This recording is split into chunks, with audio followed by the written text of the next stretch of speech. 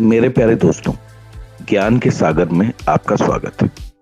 दोस्तों, हम आप सभी लोग कभी न कभी किसी न किसी दिन मंदिर जरूर जाते हैं।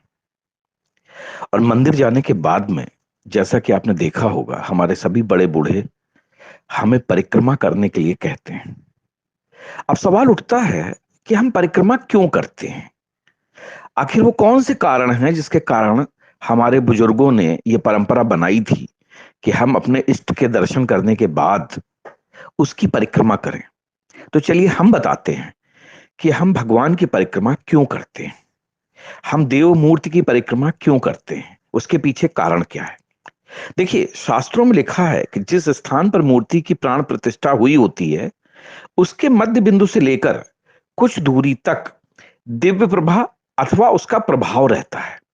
यह निकट होने पर अधिक गहरा और दूर होने पर यह घटता जाता है। एक तरीके से आप ये कह सकते हैं, जो पढ़े लिखे लोग हैं, कि ये एक उस मूर्ति का ऑरा रहता है, रेडिएशन रहता है, या उस मूर्ति का जो कह सकते हो कि आप प्रभाव रहता है। इसलिए प्रतिमा के निकट परिक्रमा करने से दैवीय शक्ति के ज्योतिमंडल से निकलने वाले तेज की सहज ही प्राप्ति हो जाती है। यानी कि आपके शरीर के अंदर, आपके मन के अंदर अच्छे भाव तुरंत आ जाते हैं। अब सवाल उठता है कि परिक्रमा हमें कैसी करनी चाहिए। देखिए, परिक्रमा हमेशा क्लॉकवाइज यानी दाएं हाथ की ओर से करनी चाहिए, क्योंकि दैवीय शक्ति की जो आभा मंडल होती है उसकी गति दक्षिणावर्ती होती है। बाएं हाथ की ओर से परिक्रमा करने पर दैवीय शक्ति के ज्योत मंडल की गति और हमारे अंदर दिव्यमान, जो हमारे अंदर जो विद्यमान है दिव्य परमाणु, उनमें टकराव पैदा होगा, जिससे हमारा तेज नष्ट हो जाता है। देखिए, हर इंसान के अंदर कुछ ना कुछ तेज होता है, हर इंसान के अंदर कुछ ना कुछ एनर्जी होती है। सो बेसिकली परिक्रमा करने से हम अपनी एनर्जी को मैच कराते हैं।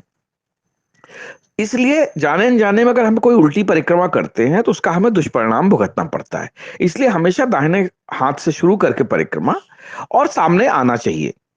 अब क्या होता है, किसकी कितनी परिक्रमा करनी चाहिए?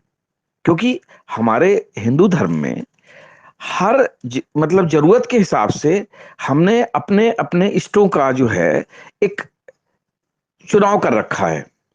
शास्त्रों के अनुसार क्या होता है, अलग अलग जो देवी देवताओं के लिए हैं, उनके लिए परिक्रमा की संख्या अलग अलग निर्धारित की गई है।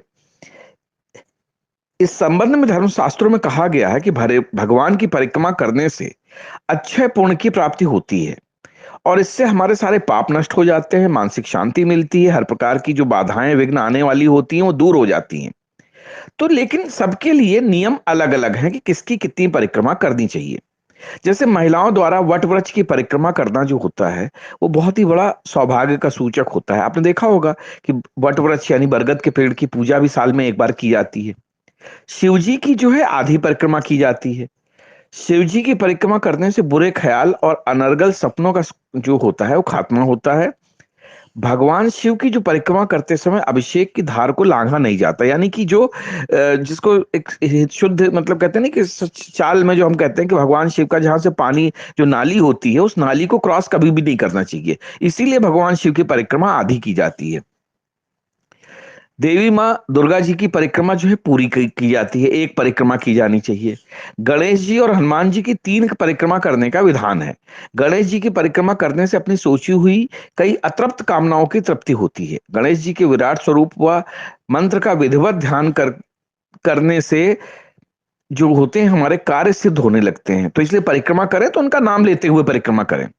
भगवान विष्णु एवं उनके सभी अवतारों की चार परिक्रमा करनी चाहिए। विष्णु जी की परिक्रमा करने से हृदय परिपुष्ट और संकल्प ऊर्जावान बनकर सकारात्मक सोच की वृद्धि होती है। अब सूर्य मंदिर जैसे है, सूर्य मंदिर की 7 परिक्रमा करनी चाहिए। उससे क्या होता है, मन पवित्र और आनंद से भर उठता है, तथा बुरे और कड़ुए विचारों का सर्वनाश हो जाता है। श्रेष्ठ विचार पोषित होते हैं। और साथ ही साथ हमें ओम भास्कराय नमः मंत्र का भी उच्चारण करना चाहिए, जो कई रोगों का नाशक है। सूर्य को अर्घ देकर भी, जैसे आपने देखा होगा, बहुत सारे लोग ओम भास्कराय नमः का जाप करते हैं। देवी के मंदिर में महज एक परिक्रमा कर निर्वाण मंत्र का ध्यान जरूरी है।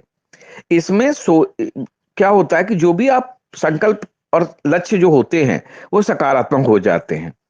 अब समझिए, परिक्रमा जैसे आप शुरू करते हैं तो इसके भी कुछ नियम हैं। बीच में रुकना नहीं चाहिए। साथ ही परिक्रमा वहीं खत्म करनी चाहिए जहां से शुरू की गई थी। शुरू करने के बाद में भगवान के दर्शन करें और फिर वहां से आगे बढ़े। परिक्रमा बीच में अगर आप रोकते हैं तो पूर्ण नहीं मानी जाती है।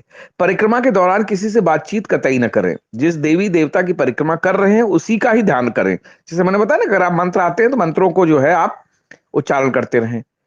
बाएं हाथ की तरफ परिक्रमा कभी भी नहीं करें। इस प्रकार से देवी देवताओं की परिक्रमा जो आप विधिवत करते हैं तो जीवन में जो उथल उथल पुथल होती है और जो समस्याएं होती है उनका जो समाधान होता है वो सहज ही हो सकता है। और सबसे बड़ी बात क्या है? विश्वास। जब आप परिक्रमा करते हैं और उस अपने इष्ट का नाम लेते रहते हैं, उसका मन ही मन जाप करते रहते हैं, तो ये आपके विश्वास को सुदृढ़ करता है।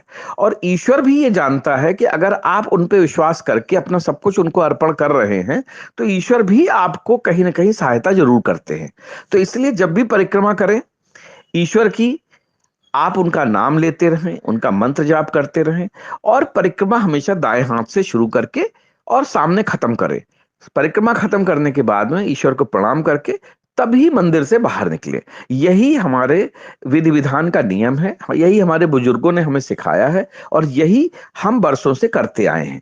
तो दोस्तों, कैसा लगा आपको हमारा ये एपिसोड, या ये कह सकते हैं कि जो ये ज्ञान की जो बातें हैं ये जरूर हमें बताइए। और जो अगर किसी और सब्जेक्ट पे आप चाहते हो कि हम आपको ज्ञान दें या आपके बारे में कोई बात अपनी शेयर करें तो प्लीज हमें जरूर बताइए।